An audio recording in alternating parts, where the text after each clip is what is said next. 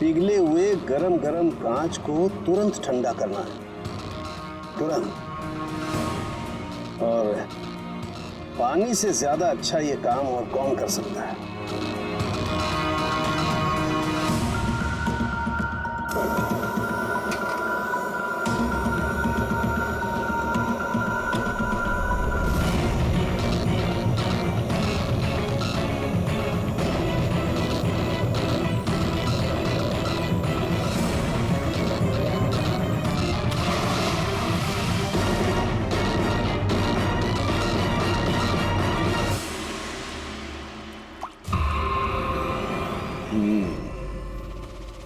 तो ऐसे बनी ये कांच की बूंद।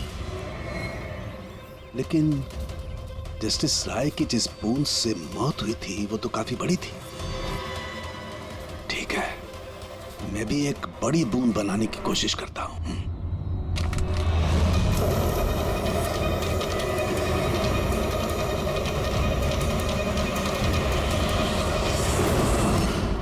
ये कोड्स आखिर है क्या? कुछ पता ही नहीं चला। My God!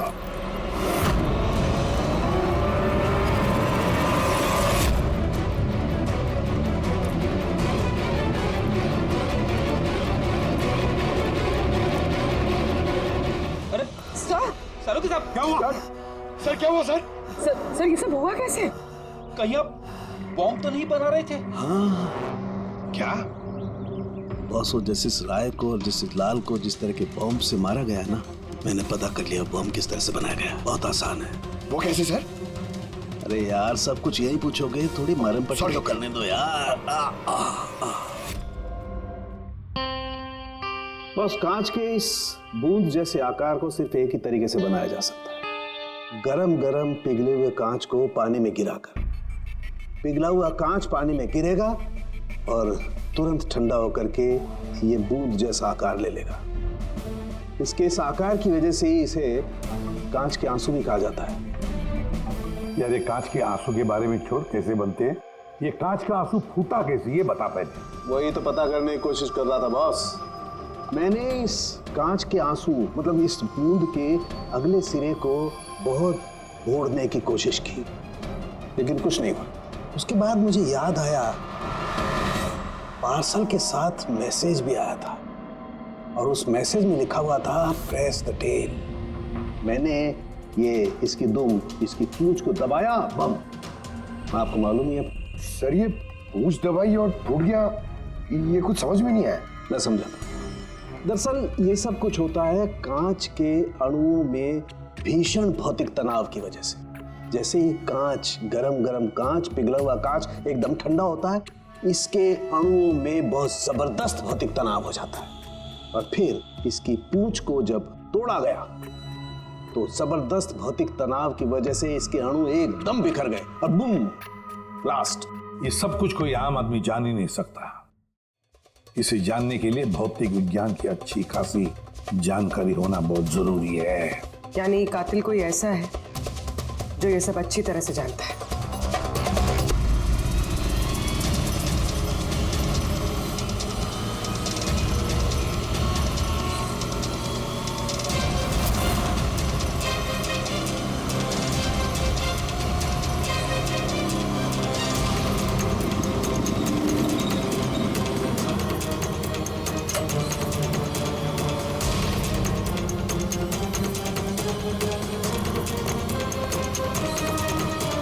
एक मिनट, ये पार्सल स्कैन मशीन में डाल दो।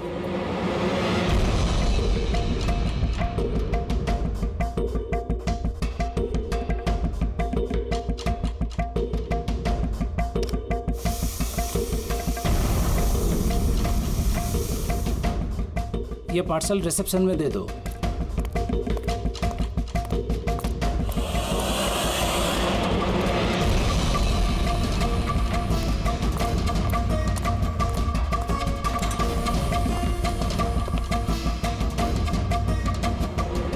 ये लीजिए। शामू, जी मैडम। ये पार्सल लो, जस्टिस राय के लिए आया है।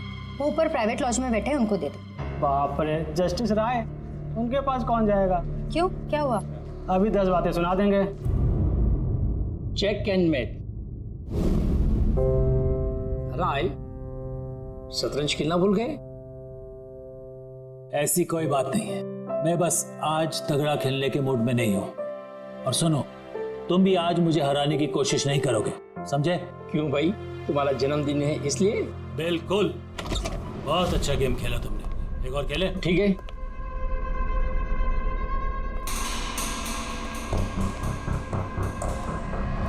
हेलो सर, राय सर, क्या है? हैप्पी बर्थडे सर, आपके लिए पार्सल आया। ठीक है, रखो इधर, रखो इधर आओ। अब क्या हुआ सर? ये लो। Thank you sir, thank you very much sir. Happy birthday sir. कुछ चाहिए तो बोलिएगा सर। ठीक है। उसने सोचा भी नहीं होगा डांट की जगह टिप मिलेगी। ये सब लोग ना मुझे घूसट और खड़ूस समझते हैं, लेकिन मुझे इससे कोई दिक्कत नहीं है। इनफैक्ट मुझे मजा आता है। अरे ये सब छोड़ो, पैकेट खोलो ना, क्या है?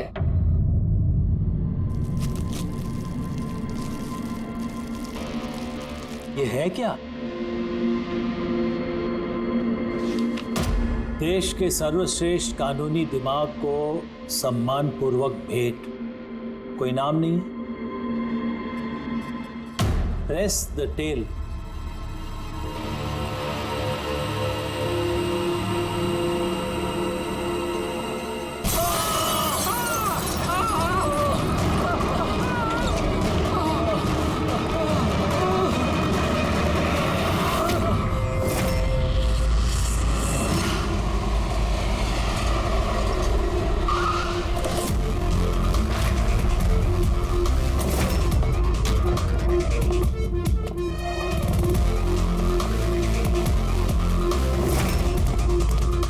आपने कहा था बॉम्ब ब्लास्ट हुआ। हाँ सर, लॉन्च में सर, वो दोनों वहीं थे सर।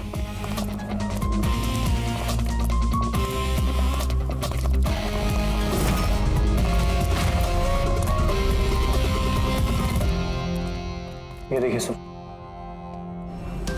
यहाँ तो कांच ही कांच है। पूरे फेस पे कांच के टुकड़े हैं। जख्म बहुत गहरा नहीं दिख रहा है, खून भी ज्यादा निकला नहीं है, तो फिर उसकी मौत कैसे होगी? सर, शायद बक्से के अंदर कांच के टुकड़े रखे होंगे। हाँ सर, इसमें एक कांच का शोपीस था। स्कैन करते वक्त गार्ड ने देखा था। एक्चुअली सर, आज जस्टिस राय सर का बर्थडे था ना, इसलिए ये बॉक्स किसी ने भेजा था। लेकिन सर, ये बॉक्स तो मेटल डिटेक्टर स्कैनर सबसे क्लियर होके आया था, फिर पता नहीं क्यों ये सब हो गया। सर, हमारे ज़्यादातर क्लाइंट्स हाई प्रोफाइल जजेस और लॉयर्स हैं, और उनमें से ज़्यादातर ऐसे हैं जिनकी जान को खतरा है, इसलिए हम उनकी सिक्योरिटी और प्राइवेसी का पूरा ख्याल रखते हैं सर। तो आज क्या हुआ? हाँ? सर, प्रेस द टेल, क्या है ये? जो कुछ इस बॉक्स में होगा शायद उससे रिलेटेड है। ये पार्सल तो जस्टिस राय के लिए था। ये जस्टिस लाल बिना वजह मारे गए। शौपथन, अब ये ऑनलाइन शॉपिंग की गई है। चारों तरफ कांच बिखरे हैं। इन लोगों का कहना था कि धमाका हुआ है, और अगर पैकेट के अंदर कांच था तो धमाका हुआ कैसे? और अगर यहाँ पे बॉम्ब ब्लास्ट हुआ था तो फिर मेटल या प्लास्टिक के टुकड़े या फिर बारूद कुछ तो होना चाहिए ना। ऐसा कुछ भी नहीं है यहाँ पे। एक काम करो, ये बॉडी और ये कार्ड इसको फॉरेंसिक लैब में भेज दो। और पूर्वी, ये जस्टिस राय का मोबाइल फोन चेक करो। मेटल डिटेक्टर वहाँ, स्कैनर वगैरह तो सब है। अगर पार्सल में बॉम्ब था तो डिटेक्ट कैसे नहीं होगा? सर, पार्सल में ऐसा कुछ था ही नहीं साहब, मैंने ध्यान से देखा था। और स्कैनर मशीन में साहब सिर्फ कांच का सामान ही दिख रहा था। अच्छा, इस स्कैनर की फुटेज स्टोर तो होती होगी? हाँ सर, फुटेज 24 घंटे तक सेव रहती है और उसके बाद अपने आप डिलीट हो जाती है। ओके, तो फुटेज देख सकते हैं हम लोग?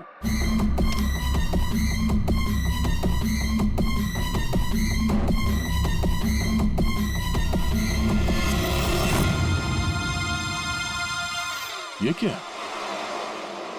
कोई शोपीस तो लग रहा है।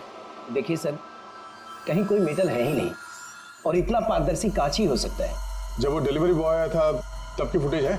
हाँ सर, और कल बारिश की वजह से सीसीटीवी कैमरा खराब हो गया था। आप कह रहे थे सिक्योरिटी का बड़ा इंतजाम है, ये आपका इंतजाम है? Sorry sir.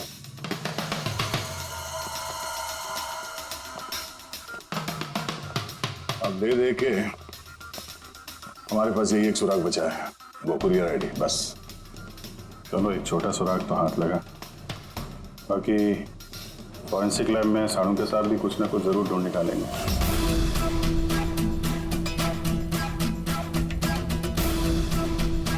ये गुत्थी तो सूरज ही नहीं रही है। समझ में नहीं आ रहा है आखिर ये हुआ कैसे। जैसा कि तू कह रहे, तेरे समझ में नहीं आ रहा कि इन दोनों की मौत हुई कैसे? अरे नहीं, ये समझ में आ गया कि इनकी मौत कैसे हुई है। ये जो कांच के टुकड़े हैं ना, इनमें जहर है, इसकी वजह से इनकी मौत हुई है। कांच के टुकड़े जहरीले थे? हाँ, वो जो कांच का शोपीस बना था ना, तो शोपीस बनाते वक्त जब कांच को पिघलाया गया तब खूनी ने उसमें जहर मिला दिया। जब कांच ठंडा हो गया तो जहर पूरे के पूरे कांच में फैल गया। कोई सोच भी नहीं सकता था बॉस। और सर, जब हमने इन कांच के टुकड़ों को टेस्ट किया तो पता चला कि इसमें एक ऐसा जहर मिला हुआ था जो कोई भी अपने घर पे बना सकता है। सर, आप तो बोल रहे थे कि ये गुत्थी सुलझी नहीं है, मगर आपने तो पूरा केस ही सॉल्व कर दिया है। नहीं नहीं नहीं पंकज, ये केस सॉल्व नहीं हुआ है। सिर्फ ये पता लगा है कि कांच के टुकड़े जहरीले थे। बस ये केस जितना सिंपल दिख रहा है उतना सिंपल है नहीं। लेकिन सर, इसमें इतना कंफ्यूजन क्या है? कांच ब्लास्ट हुआ और उसके टुकड़े इन दोनों को लगे, जहरीले कांच के टुकड़े, जहर खून में मिला और इन दोनों की मौत हो गई, राइट? करेक्ट। लेकिन तुमने बीच में क्या कहा? कांच ब्लास्ट हुआ। अब सवाल यह है कि कांच ब्लास्ट कैसे हुआ? जब इसमें कोई विस्फोटक नहीं है, किसी किस्म का कोई केमिकल नहीं मिला है, तो ये ब्लास्ट हुआ कैसे? फोरेंसिक सर्जन कौन है? मैं हूँ। तो फिर तुम बताओगे ना। फॉरेंसिक एक्सपर्ट हूँ, जादूगर नहीं हूँ। अच्छा, समझ में नहीं आ रहा तो जादूगर नहीं हूँ। सर सर सर, इन जहरीले टुकड़ों के अलावा हमें एक और चीज मिली है। क्या? ये कार्ड जो इस गिफ्ट के पास था, ये कार्ड का पेपर वैसे तो मोटा दिख रहा है, लेकिन एक्चुअल में ये 2 पेपर को यूं चिपका कर बनाया गया है। और ये देखिए इसमें क्या लिखा है। सजाए मौत। मतलब खूनी ने सिर्फ कत्ल ही नहीं की, कत्ल के साथ साथ एक मैसेज भी भेजा, सजाए मौत।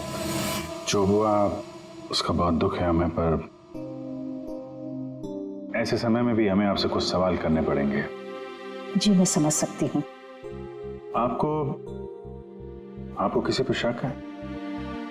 जी मेरे पति कानून पर सख्त और न्यायप्रिय इंसान थे, तो जाहिर सी बात है कि ऐसे इंसान के लाखों लोग दुश्मन हो सकते हैं। वो अपराधी जिनको इन्होंने सजा दी थी, वो वकील जो इनकी सख्ती से बहुत परेशान थे और इनके फैसले से नाखुश भी। आए दिन उन्हें धमकियां भरे फोन आते थे और लेटर्स भी, पर इन सब के बावजूद भी वो अपने आप पर गर्व महसूस करते थे। उन्हें लगता था कि उनकी ईमानदारी का ये इनाम था। I'm sorry, इससे आगे मैं और कुछ आपको बता नहीं पाऊंगी, पर हाँ, आनंद आपको सब कुछ बता देगा। आनंद? आनंद कौन है? आनंद इनका पर्सनल असिस्टेंट है। कहाँ मिलेंगे मिस्टर आनंद? वो मेरे पति के चेंबर में ही ऊपर बैठकर काम कर रहे हैं। आप चाहे तो उन्हें मिल सकते हैं। मिस्टर आनंद, जस्टिस राय पे बहुत सारे हमले हुए थे, बहुत लोग दुश्मन थे उनके। क्या जानते हैं इनके बारे में आप? सर, उनको धमकी देने वाले लोगों की कमी नहीं थी। अच्छा, ऐसे कितने लोग थे जिन्होंने जान से मारने की धमकी दी थी? अनगिनत। धमकियों को ट्रॉफी के जैसे संभाल कर रखते थे। 1 मिनट सर।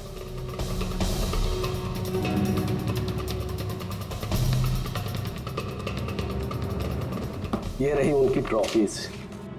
ये सचमुच ज्यादा है। लोग उन्हें बहुत सख्त समझते थे, लेकिन सच पूछो तो सर बड़े ईमानदार और न्यायप्रिय थे। यहाँ तक वकील भी उनसे डरते थे और अपराधी उनके नाम से कांपते थे।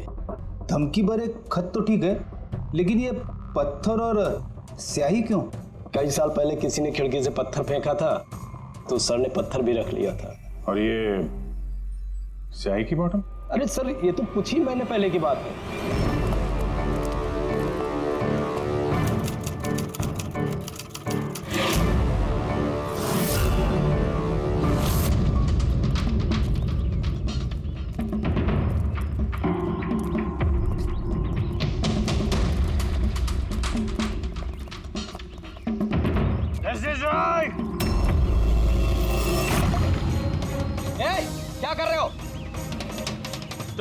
किसी जाई ने मेरी जिंदगी बर्बाद की थी, याद है ना? अभी चाहकर भी भूल नहीं पाओगे मुझे, नहीं भूल पाओगे तुम। रखो,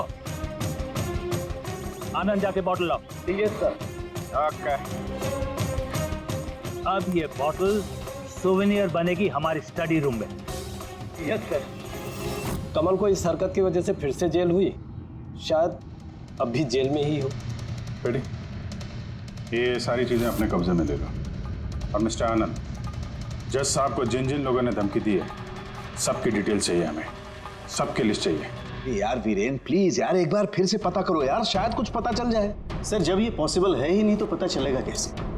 देखिए, आप सिर्फ मुझे कांच के टुकड़े दिखा रहे हैं, ना इसमें बारूद है, ना केमिकल है, ना कोई मेटल, और कोई विस्फोटक पदार्थ भी तो नहीं है इसमें कि हमें पता चल सके कि ये ब्लास्ट की वजह क्या है। अरे यार वीरेन, वहां पर जो कुछ था वही दूंगा ना, वहां पर सिर्फ कांच के टुकड़े थे और कुछ नहीं था। तो सर ये बॉम्ब ब्लास्ट है ही नहीं, क्योंकि दुनिया में ऐसा कोई भी बॉम्ब नहीं बना है जो सिर्फ कांच के टुकड़ों से बना हो। कांच में विस्फोटक गुण होते ही नहीं है सर, ट्राई टू अंडरस्टैंड। मुझे मालूम है कांच में विस्फोटक गुण नहीं होते, लेकिन वहां पर ब्लास्ट हुआ है, ब्लास्ट में सिर्फ कांच के टुकड़े मिले और कुछ मिला ही नहीं है यार। तो सर आई विश कि आप ये केस जल्द से जल्द सॉल्व कर लें, ताकि हमें भी तो पता चले कि ये ब्लास्ट हुआ कैसे। सर आप लोग कांच के गुणों के बारे में बात कर रहे हैं ना? मैं ऐसी किसी को जानती हूँ जो हमारी हेल्प कर सकती है। ग्रेट सर, उसको हर तरह के कांच के बारे में पता है। आई थिंक हमें एक बार उससे मिल लेना चाहिए। मिलते हैं तारिका, तुम जिससे कहोगे उससे मिलते हैं, बस मुझे सिर्फ ये पता करना है कि आखिर ये ब्लास्ट हुआ कैसे।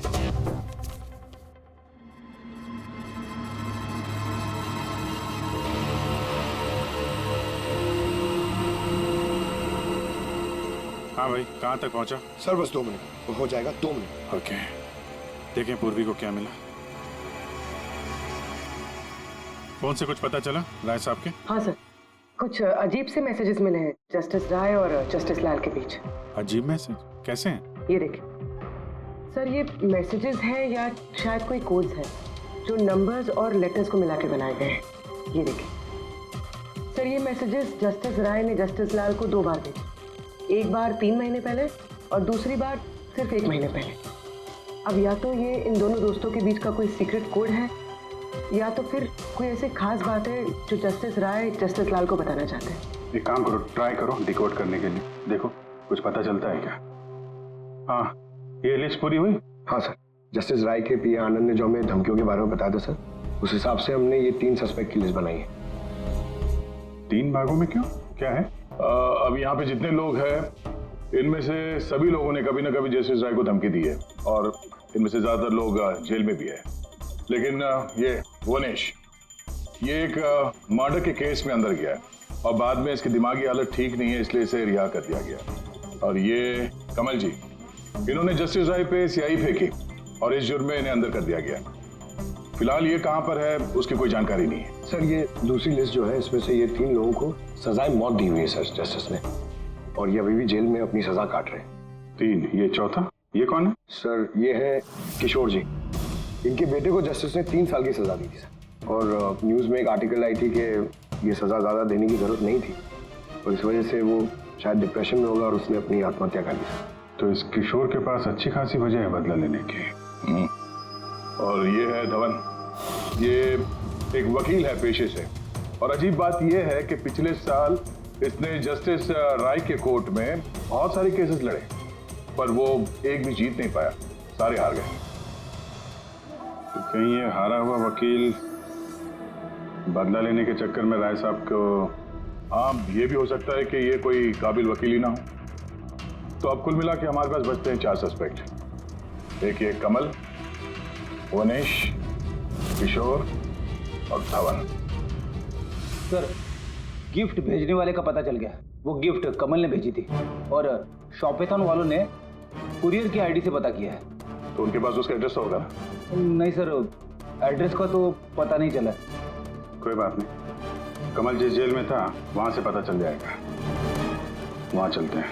सॉरी ऑफिसर, लेकिन हमें उसे 1 महीना पहले ही छोड़ना पड़ा। जज पे हमला किया था, इतनी जल्दी छूट गया? 1 मिनट, आपने कहा कि उसे छोड़ना पड़ा, लेकिन क्यों? उसकी तबीयत की वजह से, क्योंकि सालों से उसको नशे की लत थी। 7 साल पहले वो एक केस में पकड़ा गया था, वहां उसने पीना छोड़ दिया, लेकिन जेल से छूटने के बाद फिर उसने पीना शुरू कर दिया, इसलिए उसका पूरा लीवर खराब हो चुका था। ये भी तो हो सकता है कि उसने लीवर खराब होने का बहाना किया हो। नहीं नहीं सर, हमने डॉक्टर से कंफर्म करके उसे छोड़ा था। अच्छा, उसका एड्रेस तो होगा ना आपके पास, वो दे दीजिए। एड्रेस तो है, लेकिन मुझे लगता है वो वहाँ नहीं मिलेगा, वो हॉस्पिटल में ही मिलेगा, क्योंकि उसे जल्द से जल्द लीवर ट्रांसप्लांट करने की जरूरत थी। लेकिन जहाँ तक मुझे पता है कि शराब के आदी लोगों को लीवर ट्रांसप्लांट की इजाज़त नहीं मिलती है। मिलती है, अगर शराबी कम से कम 6 महीने तक शराब ना पिए तो, और यहाँ जेल में तो मिलने से रही, इस बिना पे हमने उसको permission they the. Okay sir, thank you. अगर ऐसा है तो अपनी जान बचाने के लिए उसने कहीं ना कहीं किसी हॉस्पिटल में रजिस्ट्रेशन तो करवाया ही होगा। एग्जैक्टली। और ये कोई छोटा मोटा इलाज तो है नहीं जो कहीं भी हो जाए। शहर में गिने चुने हॉस्पिटल है जहाँ पे ट्रांसप्लांट हो सकता है। वहीं ढूंढते हैं इस कमल को। अरे तारिका, ये तुम कहाँ ले आए भाई मुझे? मैंने तो सोचा तुम किसी ग्लास फैक्ट्री में लेके जाओगी। बट एनीवे, ये जो कुछ भी है ना, है बड़ा खूबसूरत। शुक्रिया। आप sir, she is my friend Vivian. ये ब्यूटीफुल आर्ट गैलरी इसी की है। ये ऐसे खूबसूरत आर्ट पीसेस बनाती रहती हैं, और कांच के भी। And Vivian, he is doctor Salunkhe. Hello. अच्छा यार, वी नीड योर हेल्प। हमें कांच और कांच की चीजों के बारे में इंफॉर्मेशन चाहिए, एक मर्डर मिस्ट्री सॉल्व करने के लिए। श्योर। अच्छा विवियन, ये सारी चीजें आप ही ने बनाई हैं? जी। ऑब्वियसली आप ही ने बनाई होंगी, लेकिन कैसे? बहुत आसान है। वैसे तो ज़्यादातर चीज़ें कांच को पिघलाकर बनी है। प्रोपेन टॉर्च से कांच पिघलाया जाता है और उसी पिघलाए हुए कांच को मनचाहा आकार दे दिया जाता है। अच्छा हाँ, ये एक एक्सरे इमेज है कांच के शोपीस का, लेकिन सरप्राइजिंग बात यह है कि ये पूरा ब्लास्ट हो गया। Do you think it's possible? इसका आकार तो बूंद जैसा है, लेकिन समझ में नहीं आ रहा कि ये है क्या। विवियन, एक बार जरा फिर से देखो गौर से। शायद कुछ ऐसी चीज हो जो तुमने अभी तक देखी नहीं। एक मिनट, इसकी नोक देख रहे हैं आप लोग? ये जानबूझकर बनाई हुई तो नहीं लगती। I mean, जिसने भी इसे बनाया है उसने कांच को पिघलाकर बहुत जल्दी उसे ठंडा कर दिया है, बिल्कुल तुरंत, जिससे कि ये कांच का आकार न केवल बूंद के जैसा रह गया है, बल्कि इसकी नोक पतली, लंबी और नाजुक हो गई है। Thank you so much for your help.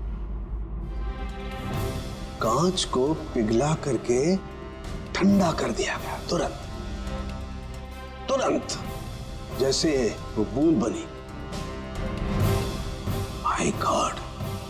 तारिका, हमें लैब में चलना है तुरंत, फौरन। और हाँ, वो विवियन, हमें आपकी वो प्रोपेन टॉर्च चाहिएगी प्लीज।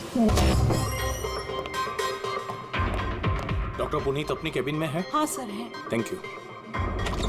डॉक्टर साहब मेरे लिए डोनर मिल गया। हाँ, कब है मेरा ऑपरेशन, कब कर सकते हैं? वो अभी हम आपका ऑपरेशन नहीं कर सकते क्योंकि आपके लिए सही डोनर नहीं मिला है। ऐसे कैसे हो सकता है डॉक्टर?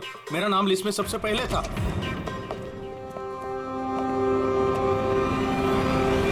देखिए, मेरी सजा काट चुका हूँ पूरी तरह से, फिर आप लोग मुझे कहाँ लेके जा रहे हैं? मैंने ऐसी कोई गलती भी नहीं की है। जस्टिस राय का खून हो गया है। क्यों किया खून? जस्टिस राय का खून? लेकिन मैंने कुछ नहीं किया। आपने शॉपटाउन वेबसाइट से जस्टिस राय के लिए उनके जन्मदिन पे तोहफा भेजा था ना? नहीं तो मैंने कोई तोहफा नहीं भेजा था। तुमने कुछ नहीं किया तो फिर तुम अंडरग्राउंड क्यों थे? देखिए, मैं अंडरग्राउंड नहीं हुआ था। सचमुच मेरी तबीयत खराब रहती है, इसलिए शहर से बाहर हेल्थ स्पा ज्वाइन कर लिया है मैंने। जेल से छूटने के बाद मैं वही रहता हूँ। और वो पार्सल, कांच का अजीब सा शोपीस जो आपने जस्टिस राय को भेजा था शॉपटाउन वेबसाइट से, जिसपे आपका कॉन्टैक्ट डिटेल्स भी था। हाँ, मैंने शॉपाथॉन वेबसाइट से शॉपिंग जरूर की है और पार्सल भी भेजा है, लेकिन जस्टिस राय को नहीं भेजा मैंने मेरी बेटी को भेजा है, क्योंकि उसका जन्मदिन था। मेरी वाइफ मुझसे नाराज है, इसलिए मेरी बेटी को मुझसे नहीं मिलने दे रही है। तो मैंने वो शॉपाथॉन वेबसाइट से गिफ्ट खरीदा और मेरी बेटी को पार्सल कर दिया। कोई सबूत है इसका तुम्हारे पास? हाँ है ना सर, मैं आपको शॉपाथॉन वेबसाइट का मेरा अकाउंट दिखाता हूँ, उस पर आप लोगों को पता चल जाएगा कि मैंने कब और क्या खरीदा है। देखिए। ठीक है।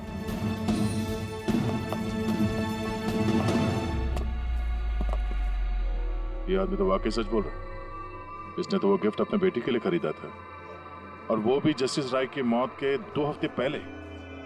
मतलब कातिल जानबूझ के हमारा ध्यान इसकी तरफ भटका रहा था। यानी वो जो कोई भी है, उसे कमल की पूरी हिस्ट्री के बारे में मालूम था। उसने उसके घर से वो पार्सल का डब्बा चुराया, उसमें कांच का सामान रखा और किसी तरह से जस्टिस राय तक पहुंचा दिया। कातिल वही है जिसने ये पार्सल जस्टिस राय तक पहुंचाया।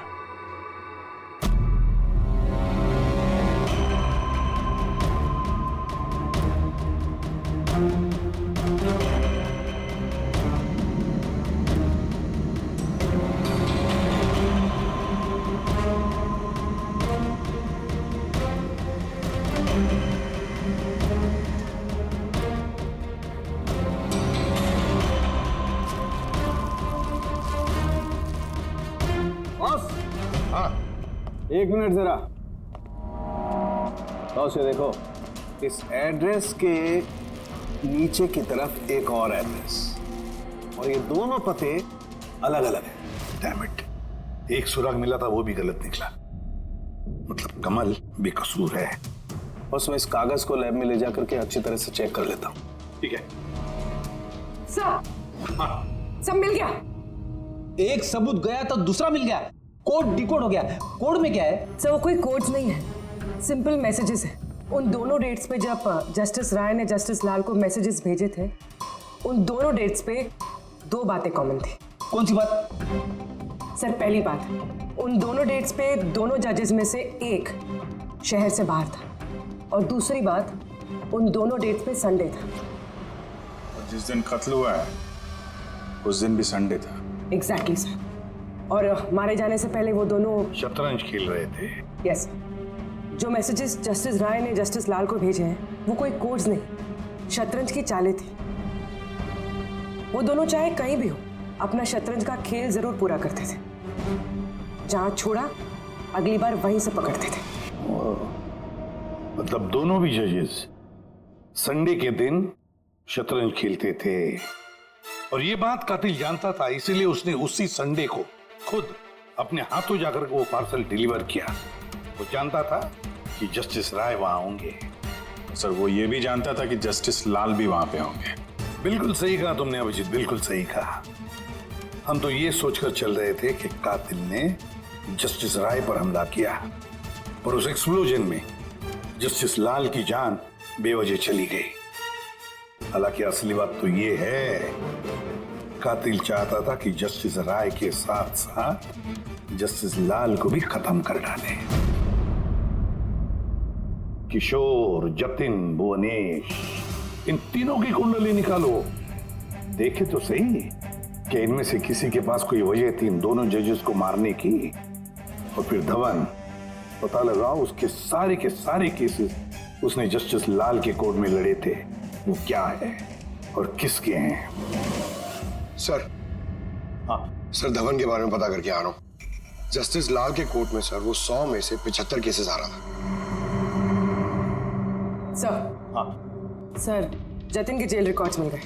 उसके वकील ने डिप्रेशन के बिना पे जतिन को छोड़ने की अपील की थी, और उसकी अपील ठुकरा दी गई थी।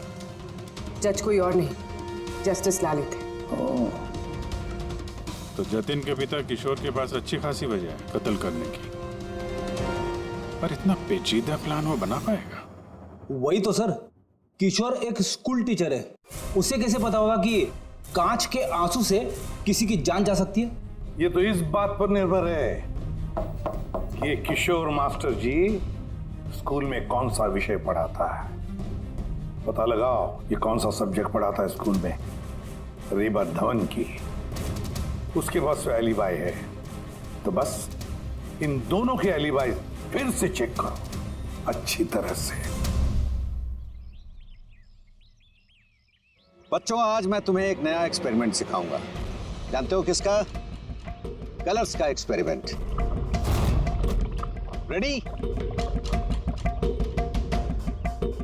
ये देखो दूध है। अब मैं इसमें डिफरेंट कलर्स के एक एक ड्रॉप डालूंगा।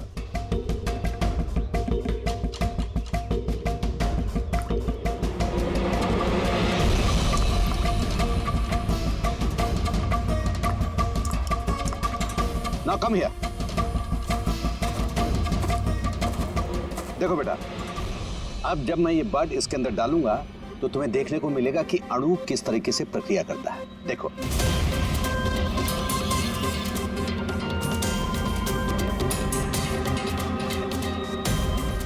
देखा? इसे कहते हैं विज्ञान का जादू। कमाल है। नहीं, मैं आपके प्रयोग की बात नहीं कर रहा हूं, आपके बारे में बात कर रहा हूं। आपने कभी बताया नहीं कि आप विज्ञान पढ़ाते हैं? आप लोग यहाँ? मैं तो बस वो प्राथमिक विज्ञान पढ़ाता हूँ। आपने बच्चों को वो कांच के आंसू वाला प्रयोग दिखाया नहीं? कैसे पूछ दबाते ही ब्लास्ट हो जाता है। हाँ? आप क्या बात कर रहे हैं? मुझे नहीं पता। आपको सब पता है। अब जरा इन बच्चों को जाने के लिए कहिए। बच्चों, आज के लिए छुट्टी, बाकी की पढ़ाई कर जाओ तुम लोग। सर को पहचानते हैं आप?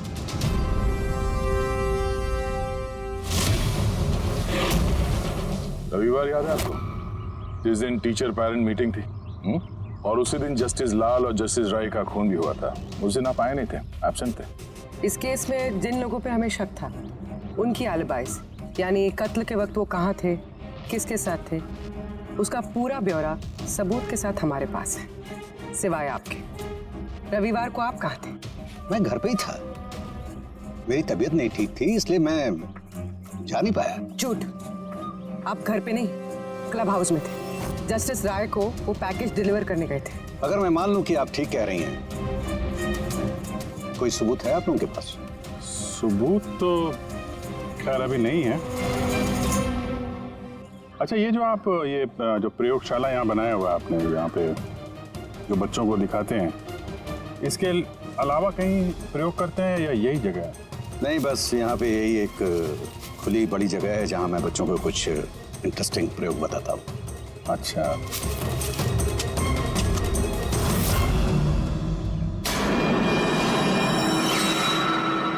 सर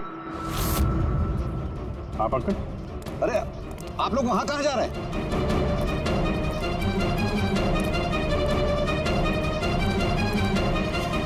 अरे ये क्या कर रहे हैं आप? प्रोफेसर साहब, आपको सबूत चाहिए था ना, वही ढूंढ रहे हैं। सर, पहचान रहे नहीं सर? ये तो एक टुकड़ा है, ऐसे बहुत सारे टुकड़े यहाँ मिलेंगे अगर यहाँ पे आसपास खोदा गया तो। ये आपको भी पता है। ये कोई साधारण कांच के टुकड़े नहीं है डॉक्टर साहब। आपने जो एक्सपेरिमेंट्स किए थे और जो प्रयोग सफल नहीं हुए, आपने उन कांच के टुकड़ों को लाकर यहाँ पर दबा दिया, है ना? अभी आप सच बोलेंगे कि इस कांच को हम जाके टेस्ट करें? क्योंकि अगर इसने टेस्ट किया तो इसमें वो जहर जरूर मिलेगा।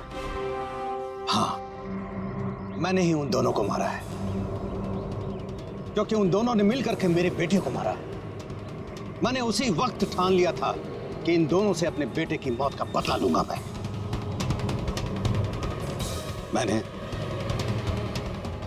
मैंने इन दोनों पे निगाह रखना शुरू किया।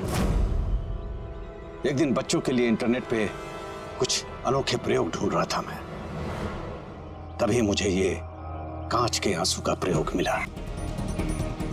मैंने सोच लिया कि अपने बेटे को इंसाफ दिलाने का यही एक तरीका है। मुझे पता था कि कमल जस्टिस राय पे स्याही फेंक चुका है और अभी अभी जेल से छूटा है। मुझे उसकी बेटी के बारे में भी पता था। मैं जानता था कि वो उसे बर्थडे गिफ्ट जरूर भेजेगा। अरे भाई साहब, ये भी लेना।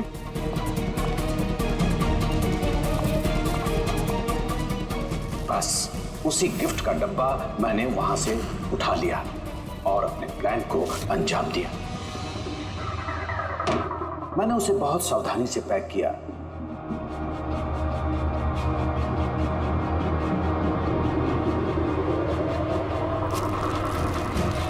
और फिर डब्बे पे पुराने एड्रेस के ऊपर नया एड्रेस लगाया।